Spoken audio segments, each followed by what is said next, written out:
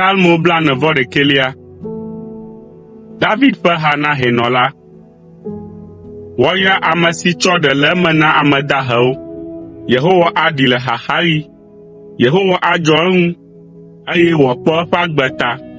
Yehowa ayrae le anyigba dzi, eye matsɔe ade asi na eƒe futɔwo ƒe didi o.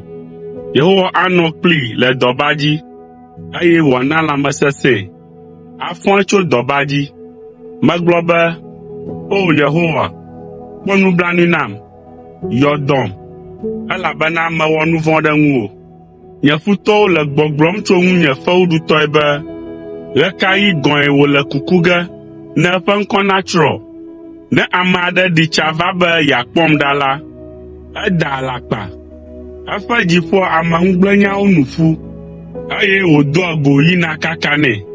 Nye futɔwo katã le dalĩ dom le ŋutinye, eye wole nu vɔ̃ɖiwo susum tso ŋutinye le gbɔgblɔm be, dɔléle vɔ̃ɖi aɖe dze edzi. Magatso le afi si wòmlɔ la akpɔ gbeɖe o. Xɔ̃nye si tsi metoa nye kplii dome o. Ame si dzi meka ɖo, eye wòɖua nu kplim la, kɔ eƒe afɔkpodzi dzi ɖe ŋutinye. O Yehowa, ke wò ya kpɔ nye nublanui. Kɔm ɖe dzi be maɖo teƒe na wo. Menya be ekpɔ ŋudzedze le ŋutinye, elabena nye ketɔ meɖu dzinye o. Le nye nuteƒewɔwɔ ta la, èlém ɖe asi, eye nètsɔm ɖo wò ŋkume.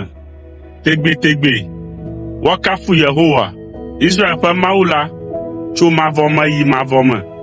Neva eme, neva eme.